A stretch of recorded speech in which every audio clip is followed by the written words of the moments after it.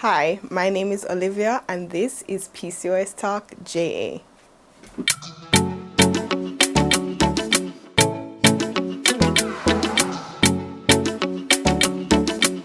So in terms of PCOS, how did you feel when you found out that you had it? So when I was first diagnosed with PCOS, I was a very small guy. I was like, yeah, I knew because I had been doing some research before on my symptoms. So when I finally went to the doctor and he was like, yeah, you have PCOS. I was like, yeah, I didn't know that. Me could I tell you that, give me a medical degree. But yeah, my initial reaction was like relief, but then when it finally sink in, say I really that go on, I did kind of panic. A bit of panic occurred. So what had happened was when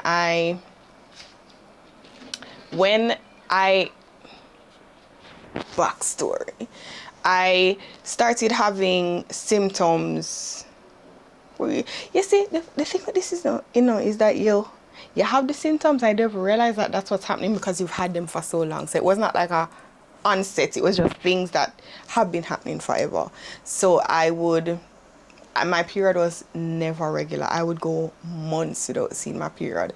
First, it was like 3 to 6 months, and then people would tell you, oh, that's normal because your period, is coming in. And people would say up till you're like 21, it's normal to have an irregular period, which that's not exactly true.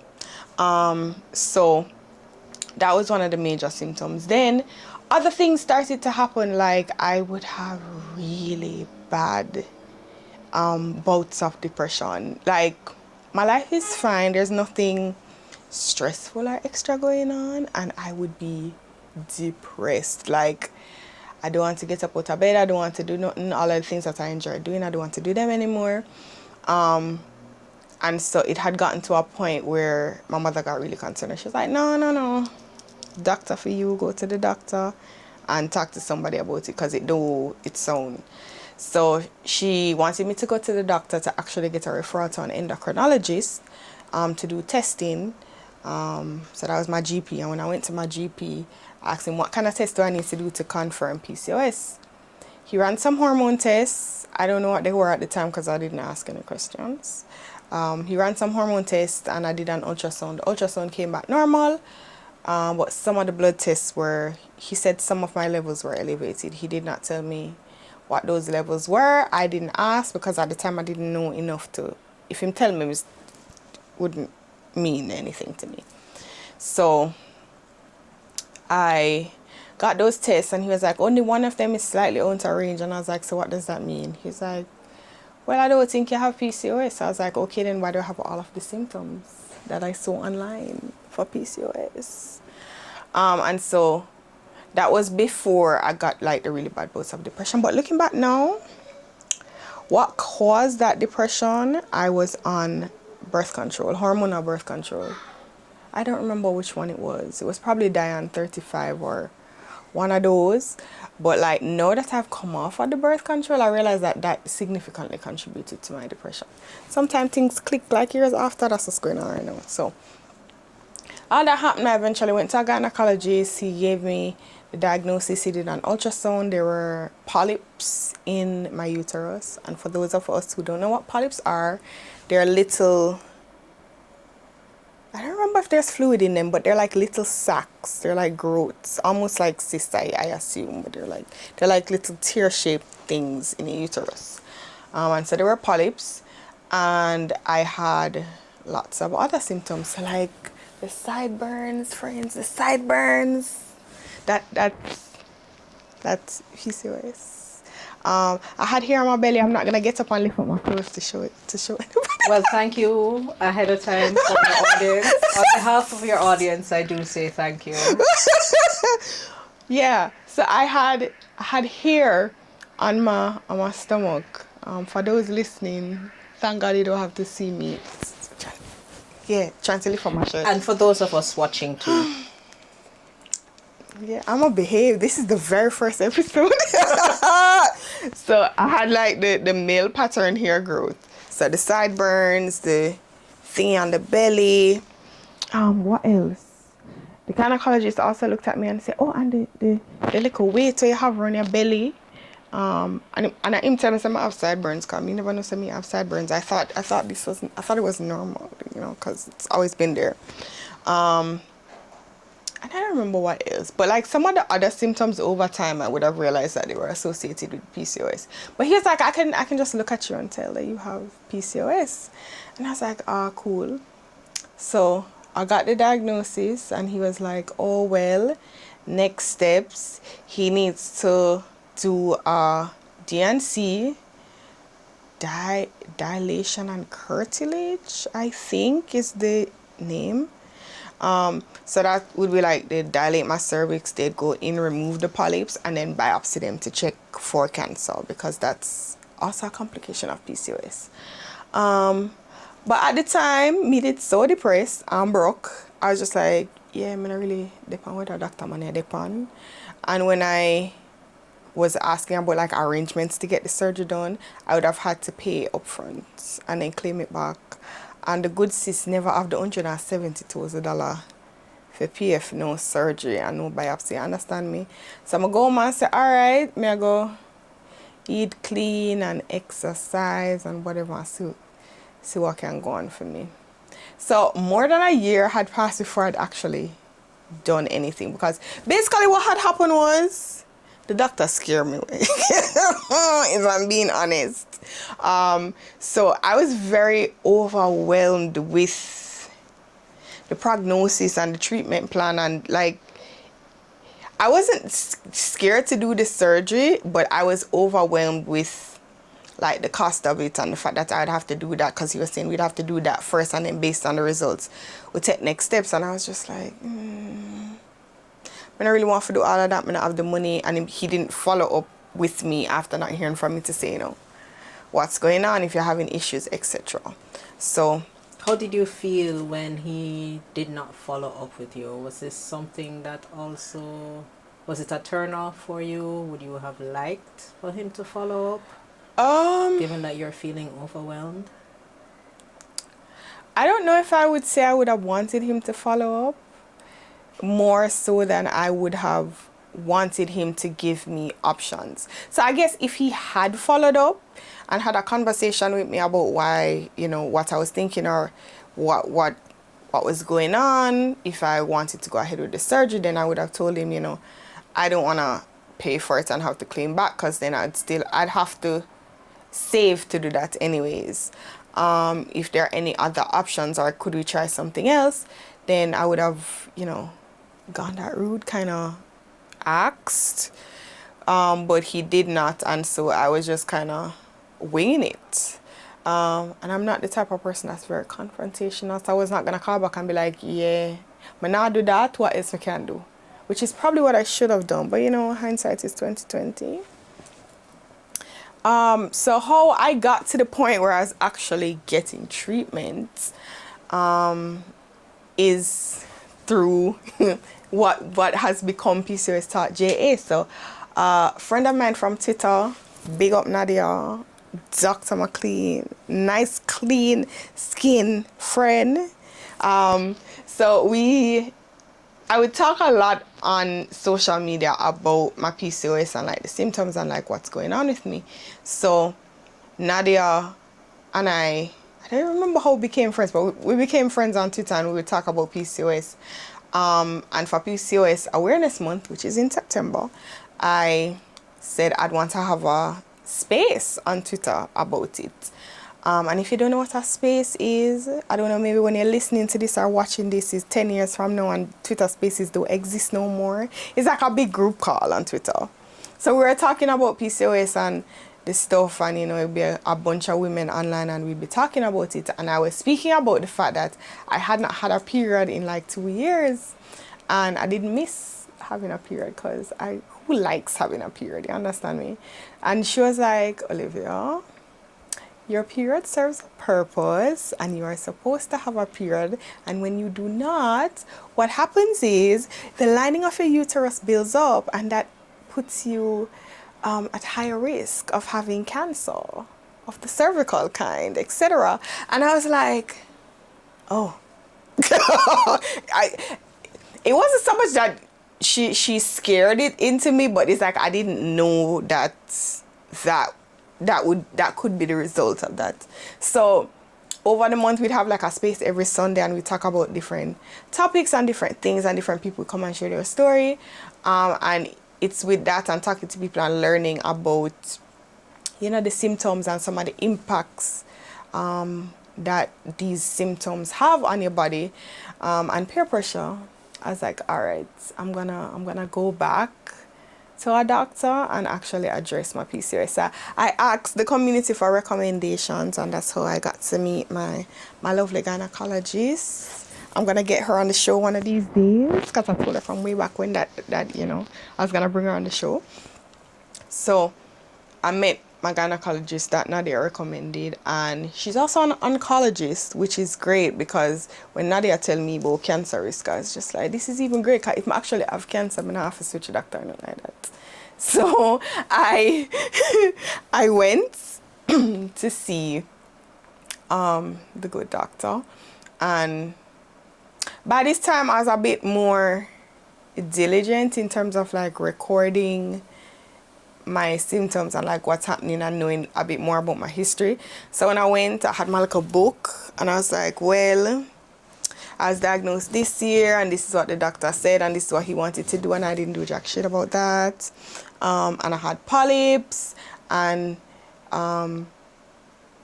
he also didn't order any hormone tests. Like, I'm just realizing that. Anyways, never ordered a hormone test. So I told her all of that, and then she asked me like what my goals were with PCOS, which is like, chef's kiss, 10 out of 10. Doctor must ask her what you want to accomplish. You understand me? So she asked me, you know, what do I want to accomplish, or what are my goals, or what do I want to work on in terms of my PCOS. And I told her that my main priority is getting it under control as much as possible. And she asked me about if I am interested in working on having children in the short or medium term. The answer to which is no. But that's a great question to ask women with PCOS, because that is also an issue with PCOS. So she asked me all of that, and I tell her and whatever, and she said, okay, we're gonna have to order tests, obviously, because you have to diagnose before you prescribe. So any doctor will prescribe without doing no diagnostic test, red flag. So she did a series of tests. We did blood tests. I got a hormone panel done. I could not tell you the name of it. I'll circle back, but either way, your doctor must determine what's best for you. But I got a series of hormone tests. She tests the hormones that are usually affected by PCOS. She also did a sugar test, because I had symptoms of insulin resistance. We'll have an entire podcast dedicated to insulin resistance, because insulin resistance is a bad bitch, and we'll have to talk about she separate. So I did a sugar test. I did the hormones. I had to get ultrasound done. I don't remember if it's called a pelvic one, the one where they have to insert and do on top. I had to get one of those done. So it was a lot of testing. Thankfully, my health insurance covered most of it, but it doesn't cover most of the hormone tests, apparently. So the hormone test was what I really had to pay for out of pocket, and then everything else, my insurance covered most of it. So What would you say to someone who has concerns, you know, going through the testing process, not from a financial standpoint, but just the process of testing? When you're going to get tested, or like when you get like all the papers and they're like, oh, you have to do this and that and the third, it can be very overwhelming, as in like emotionally, like, oh God, I have to go do all of this. And then if money is also a concern, that adds an extra layer of stress. And if you're afraid of needle, that is a next layer of stress. But I would say just take it one step at a time, one day at a time, one test at a time. If you have a doctor that is, them have a good bedside manner, you can share your concerns with them. So you can say, all of this is a bit overwhelming. Can I stagger it? Because I did a lot of that. Me and staggering, My doctor knows she's gonna tell me everything what I have to do, and I'm gonna be like, okay, can we break this into chunks because it's overwhelming. But that was when I got to a point where I was better able to advocate for myself. So if you like you're new to this or it's overwhelming, it's totally okay to ask if things can be truncated, break it down. That's totally fine. So I kind of did a version of that for my testing, because what had to happen was I had to do these basically 3 sets of tests: the hormones, the sugar levels, and the ultrasound. But I also wanted to do STD testing because I was like, I haven't done a panel like in a while. So I wanted to do that as well. And she was like, are you having symptoms? I was like, no. She's like, then we're gonna leave that for a little bit later, because when you get the money for them something, yeah, you're probably not going to want to do that now. She's like, but if afterwards you've done it and you decide that you want to do it right after, then just call the office and I'll write you the form. So focus on what is most urgent too would be another tip for getting your testing done. So I did the test. That was, I don't even remember when that was. Was it like a December? I don't know. Let's call it January, the beginning. So I did that, did the test, came back, because of course, you know, she have to come back. You have to do the results in person, which makes more sense, because then if she have any devastating news, you won't forget no devastating news by yourself sitting at home. You understand? God, the doctor could do that, yeah. So I went back to the office to get the results. And then, of course, me did already know something did expect it. The sugar levels, honey, I was pre-diabetic. I am pre-diabetic. So I was diagnosed as pre-diabetic. I don't know if you'd call it being diagnosed as pre-diabetic, but I'm pre-diabetic. So my levels were high enough that me that walk on chalk line, borderline, almost diabetic. So first thing that we knew had to happen was that I had to get my sugar levels under control. The second thing was one of my hormones, called prolactin, was also out of range. It was high. And prolactin is the hormone that causes you to lactate. And also it can be indicative of cancer. It can indicate that there's a tumor on the brain and all of that. And she was very, you know, gentle with how she explained what it could mean. But she was like, don't panic. Even if it is a tumor, majority of the time they're benign. Benign meaning it's not cancerous. So the prolactin was also out of range, so we had to bring that down. And she explained that with the hormones being elevated out of range, that could also cause some of the other symptoms that I was having, like maybe the acne or the mood swings and those other and the absence of the period. And so we also had to work on getting the prolactin back down. And then the other thing with the ultrasound was I had no polyps. The polyps were gone. I don't know what I did. I don't know if it's with eventually having a period over the between when I was diagnosed, when I did that original ultrasound, and like 2 years later, if it's with having a period, if the polyps went, I don't know, but the polyps worked themselves out great. So I didn't have to do no DNC. Good for me. So the concern with the ultrasound though was that my lining was thick, because remember I said I hadn't had a period in almost 2 years at the time. So we had to also do something to induce a period so that I would shed the lining, because that is dangerous. So it's so much something me did have to work on. So the prolactin, the sugar, the shedding of the lining. So game plan time now. So what's the game plan now? The game plan was getting those 3 things under control. So she suggested medication, of course, because of where my sugar levels was. So she recommended, or she was prescribing, the appropriate word, metformin. I know Ms. already take metformin before, because when my original doctor, which was a GP, had said some stuff, I was like, well, I want to go on metformin because I think I have insulin resistance. But I know me I tell doctor what them for do. What kind of style that? Anyways, I had tried the metformin, but it was just like regular metformin.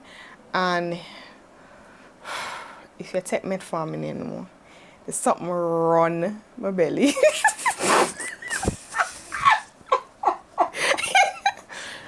Nah, yeah, I feel like no, Terry, I dead enough. I'm gonna tell you now. You see, metformin. Una watch and listen and I laugh to count. No, metformin is a bad piece of medication, you know. What I'm telling you, said no fart is safe with metformin. No fart is dying. No fart is safe. If you take metformin, I know you have shot yourself multiple times. Guys, I love it to see Terry's face. I know she's dying. Y'all don't understand. And if you ever take metformin, you don't understand. You think it's a fart and then it's not a fart. It's a shit.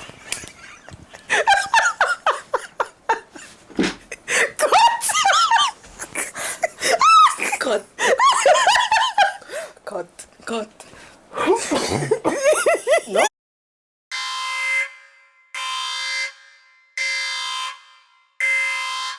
So we had to get my sugar levels under control, and I was prescribed metformin. I had taken metformin before, but I was not consistent enough in taking the metformin for it to make a difference. So with the GI upset with the metformin, I didn't stick with it more than like a month. So she prescribed me metformin, but I had been learning in that time. So when she prescribed me the metformin, I had known about, there are different types of metformin. So you can get like regular metformin, and then you can get metformin extended release. So it releases slow in the body, and people said they usually have less GI side effects. So less upset stomach, less loose stool, less diarrhea, that kind of thing. So I asked her if I could get the extended release, and she said why, and I was telling her about the GI symptoms. She said she's not gonna do the extended release yet, she's gonna try a different formulation of metformin. So I think it was a metformin called PMS, I don't remember the brand, but I was on that for a little while, and it was not as bad, but I still had the upset stomach and the no fart is safe, you understand, for a little while. So it takes a little while for the metformin to get used to it. So what we did was the dose that she gave me originally was 500 milligrams. But because I know it's going to upset my stomach, I asked her if I could start on 250. They don't make a tablet that's 250, so I had to cut the tablets in two. So I'd cut the tablets in two. I'd take one a day, not one whole tablet, 250. And then when I stopped having the GI side effects, then I would increase to 500. And so I did that. I was on 500 for 3 months. So that was the game plan. Metformin, 500 milligrams for 3 months, and then we'd retest in 3 months to see how it affected my sugar levels. So we'll do that. The prolactin levels, I was, and the lining, I was prescribed Provera, which is a hormone. I don't know what kind of hormone. I think it's progesterone. So I was prescribed Provera. I do not remember the dosage. It was half of a tablet, which means it was probably 500 milligrams. So I'll take it like how you take birth control. I take it for 28 days. I break for 5 or 7 days, I don't remember which, and then resume, and my period should come. I did it for the first month, no period came, which sometimes is normal because it takes a while. The hormones have to get to a certain level for it to actually shed. Took it for 3 months and didn't have a period. So I was supposed to try the treatment for 3 months because things need time to work. Tried it for 3 months, didn't have a period. So I went back 3 month mark to do more blood tests because we'll have to see if what she's doing is working. Only did the sugar and the prolactin because everything else we did need to retest. The prolactin had gone up and the sugar had come down, but not significantly enough. So she doubled my dose to 1000 milligrams per day for the metformin, and I don't remember what we did for the prolactin. I think I continued on that course for a little bit longer to see if it would bring it down. And then we'd retest again in 3 months. So that would have been 6 months from initial testing. So I continued with the increased dose of metformin, and with the prolactin went back in 6 months. I don't remember if I had a period or not. But what I remember for sure is that my cycle was not regularizing at all.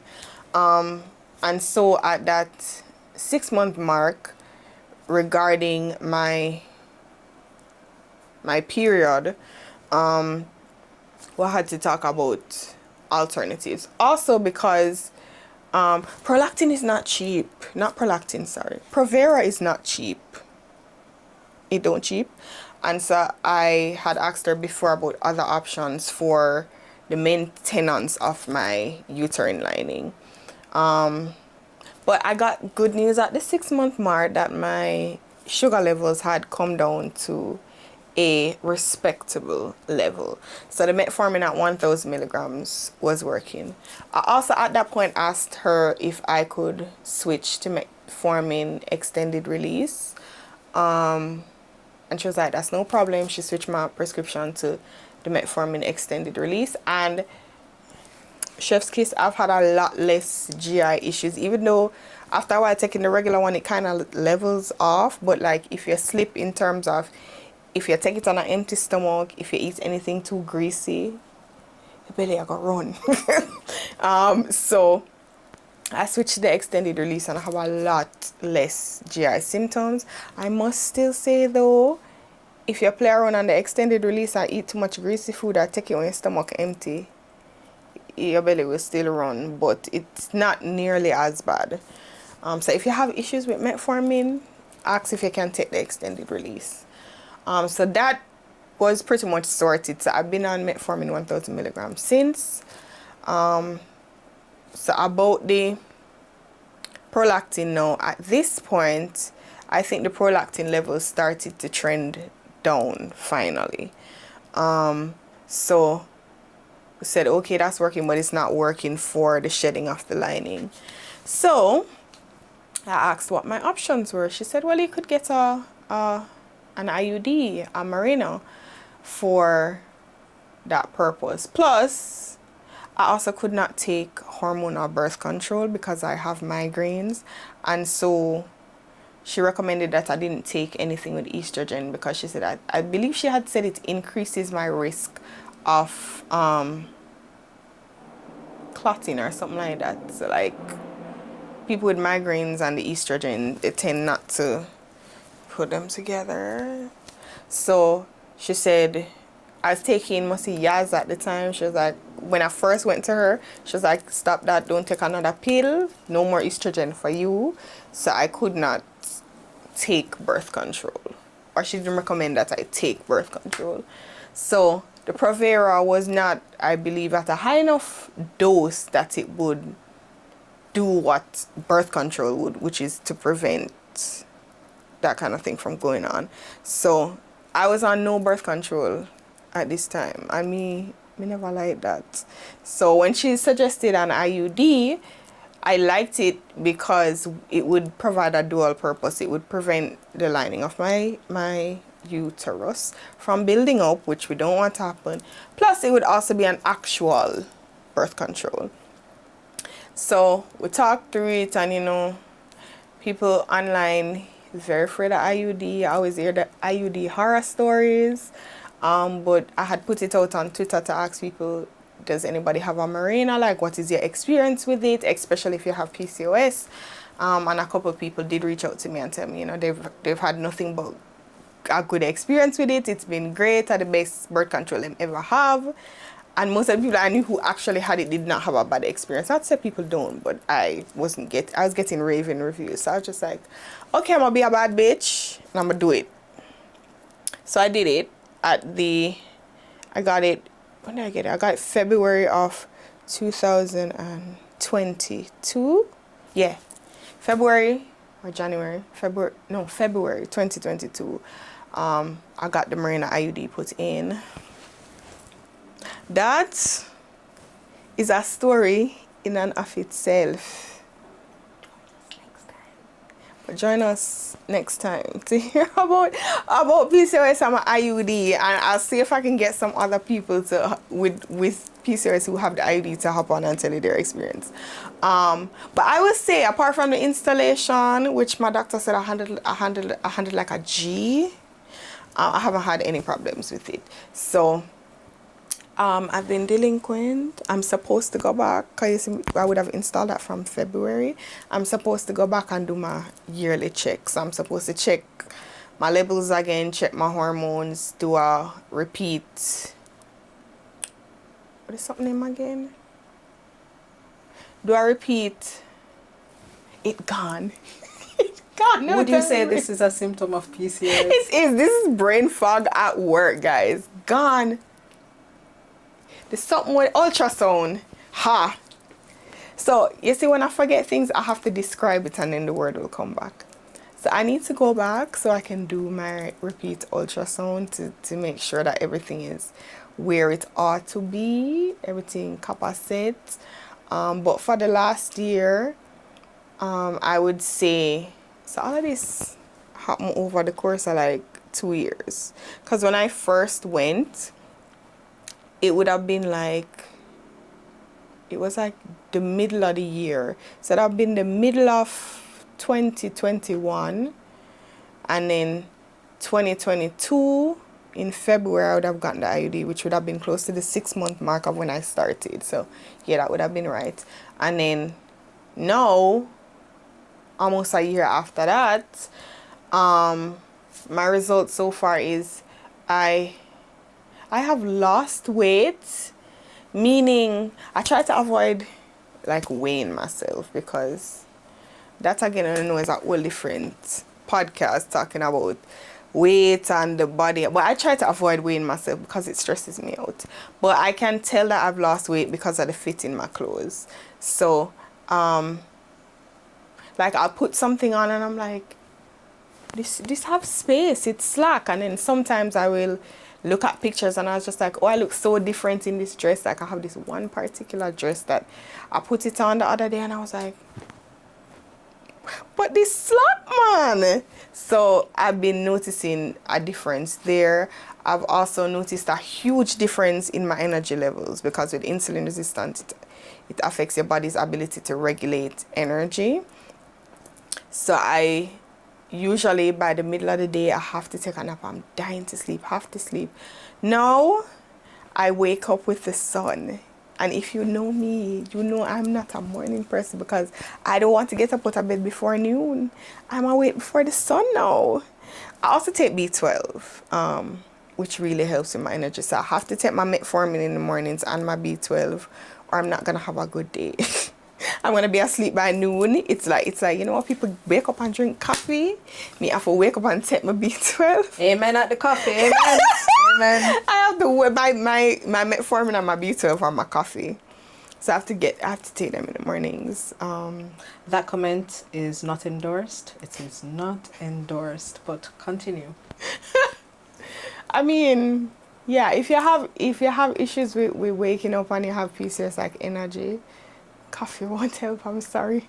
We have coffee for fun over here, not for function.